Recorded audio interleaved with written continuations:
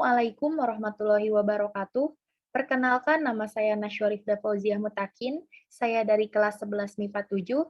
Di kesempatan kali ini saya akan menjelaskan tentang pelaksanaan demokrasi di Indonesia. Yang pertama, pelaksanaan demokrasi pada masa Orde Lama. Masa demokrasi liberal berlangsung pada tahun 1950 sampai dengan 1959. Masa demokrasi liberal yang parlementer presiden sebagai lambang atau berkedudukan sebagai kepala negara, bukan sebagai kepala eksekutif.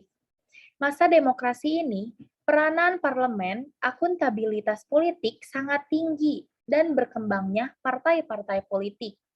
Namun demikian, praktik demokrasi pada masa ini dinilai gagal. Kenapa bisa gagal? Karena disebabkan oleh dominasinya partai politik, landasan sosial ekonomi yang masih lemah, dan tidak mempunyai konstituante bersidang untuk mengganti UUD 1950. Atas dasar kegagalan itu, maka Presiden mengeluarkan Dekret Presiden tanggal 5 Juli 1959 yang isinya adalah membubarkan konstituante, kembali ke UUD 1945, dan UUD 1950 sudah tidak berlaku, serta pembentukan MPRS dan DPAS. Yang kedua, ada masa demokrasi terpimpin, berlangsung pada tahun 1959 sampai dengan 1966.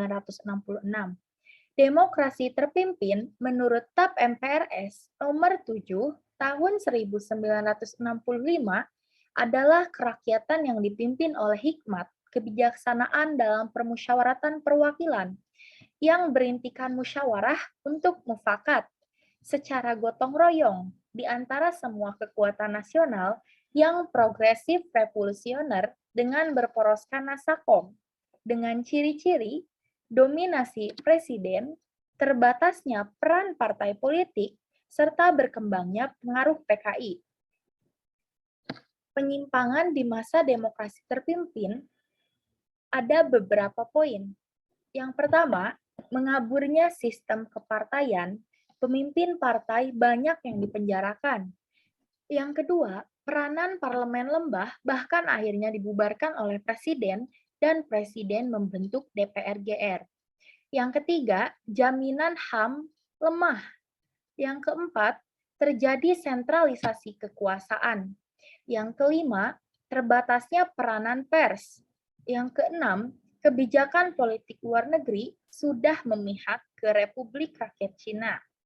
Akhirnya terjadi peristiwa pemberontakan G30 SPKI atau Gerakan 30 September 1965 oleh PKI. Yang ketiga adalah pelaksanaan demokrasi Orde Baru, berlangsung pada tahun 1966 sampai dengan 1998.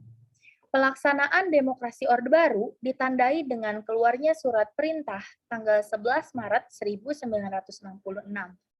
Orde Baru bertekad akan melaksanakan Pancasila dan Undang-Undang Dasar 1945 secara murni dan konsekuen. Awal Orde Baru memberi harapan baru pada rakyat, pembangunan di segala bidang melalui Pelita 1, 2, 3, 4, dan 5. Pada masa Orde Baru berhasil menyelenggarakan pemilihan umum yang berlangsung pada tahun 1971, 1977, 1982, 1987, 1992, dan 1997. Namun demikian, perjalanan demokrasi pada masa Orde Baru ini dianggap gagal. Kenapa gagal? Karena rotasi kekuasaan eksekutif hampir dikatakan tidak ada. Rekrutmen politik yang tertutup, pemilu yang jauh dari semangat demokratis, pengakuan hak asasi manusia yang terbatas, serta tumbuhnya KKN yang merajalela. Sebab jatuhnya Orde Baru adalah Hancurnya ekonomi nasional atau krisis ekonomi, terjadinya krisis politik, TNI juga tidak bersedia menjadi alat kekuasaan Orde Baru, gelombang demonstrasi yang menghebat menuntut Presiden Soeharto untuk turun jadi presiden. Pelaksanaan demokrasi pada masa reformasi 1998 sampai dengan sekarang. Berakhirnya masa Orde Baru ditandai dengan penyerahan kekuasaan dari Presiden Soeharto ke Wakil Presiden B.J. Habibie pada tanggal 21 Mei 1998. Yang terakhir adalah pelaksanaan demokrasi Orde Reformasi tahun 1998 sampai dengan sekarang. Demokrasi yang dikembangkan pada masa reformasi pada dasarnya adalah demokrasi dengan mendasarkan pada Pancasila dan UUD 1945.